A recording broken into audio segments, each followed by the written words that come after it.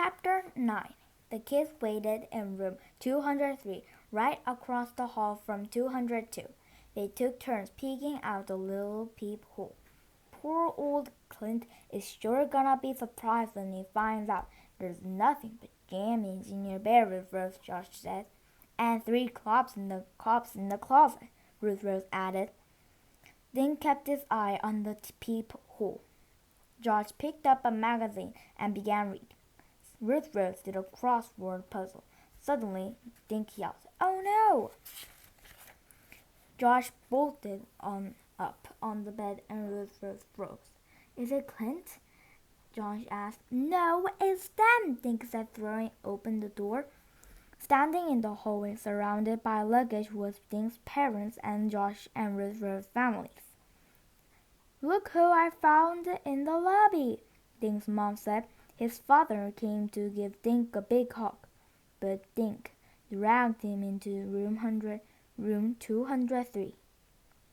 "Everybody, you have to get in here now," Dink hissed, "and be quiet." "What do you mean?" Ruth's dad asked. "What's going on?"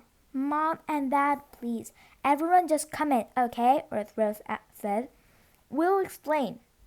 "Okay, but this is pretty mysterious," Ruth's mother muttered. The 6 adults and 3 little kids all looked their stuff into room 203. Dingo closed the door and locked it.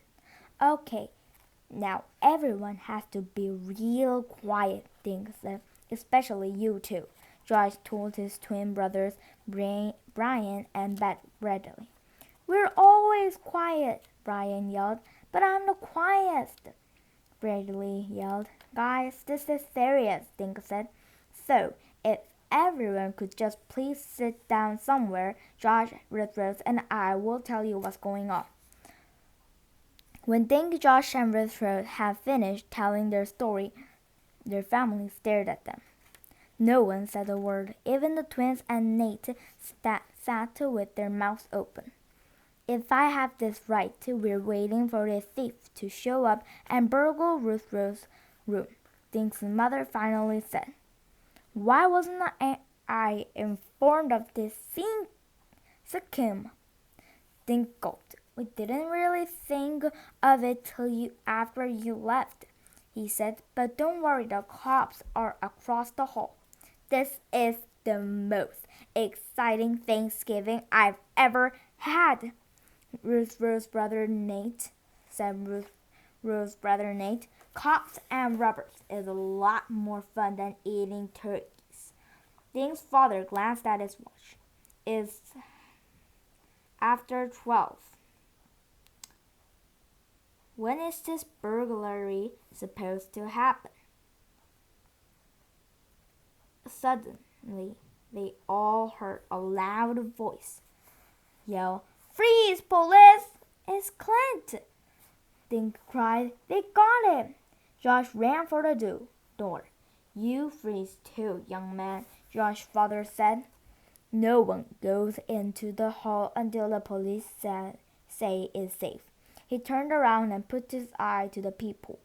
After 3 or 4 long minutes, they heard a light knock on the door. Josh's father opened it. 3 police officers stood there, surrounding Clint. He was in handcuffs. "Mission accomplished," the female officer said. She handed the teddy bear to Ruth.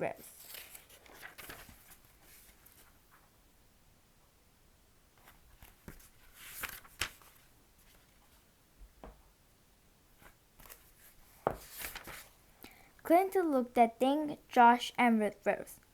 "I'm really sorry," he mumbled. The kids didn't say anything. Ruth hugged their teddy bear as the officers led Clint down the long hallway toward the elevators. The 3 families unpacked. There were a lot of laughter and confusion as the adults decided who would sleep where. Dink's father kept muttering to Dink, "I let you out of my sight for 2 days, and suddenly there are trapdoors and burglars," he said. "Why can't you kids just watch TV like normal kids?" Dink laughed. "Because you keep telling me not to watch TV," he said. Then added slyly, "And I always do what you tell me to do." This got a laugh from Dick's mom. Finally, everyone was settled and unpacked. They all decided to spend the afternoon at Plymouth Plantation and a reconstruction of the original Plymouth colony. It was a short drive from the hotel. After they parked, the three families walked into the village. They saw small wooden homes with thatched roofs. Men, women, and children worked and played. They were all dressed the way people from England would have dressed in the early 1600s. The group split up and agreed to meet back at the entrance in 1 hour. Dink, Josh, and Ruth wandered along the gravel path. They peeked inside homes where women cooked the soup or did other chores. They watched the man in the field chopping wood. This is how the village looked in 1627.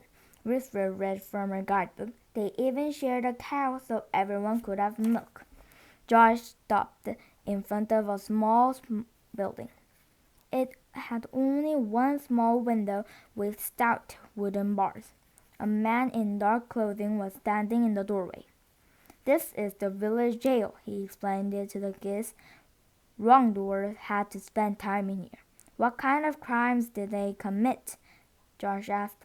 "Being lazy, not sharing, not attending church," the man said. "If you stole a pig or a hen, that would get you in here too."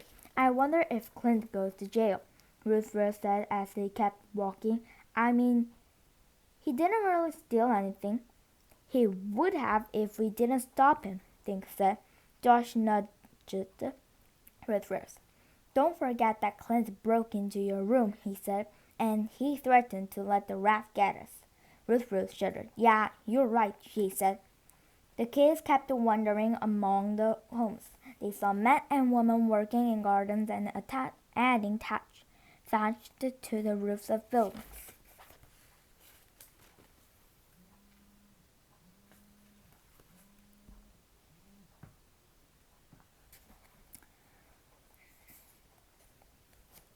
They looked inside a small room where a man was teaching children to learn their letters and numbers.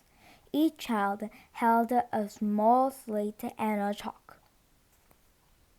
"I've been thinking about the necklace we found," Ruth said.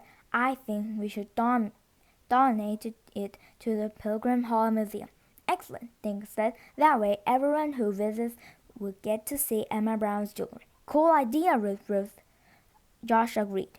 "Remember my pamphlet about the Mayflower mystery? Well, if we give the necklace to the museum, people can see the necklace and know the mystery has been solved." And now that is the end of chapter 9. My throat is getting hurt, so I think I can't read chapter 10. So look for chapter 10.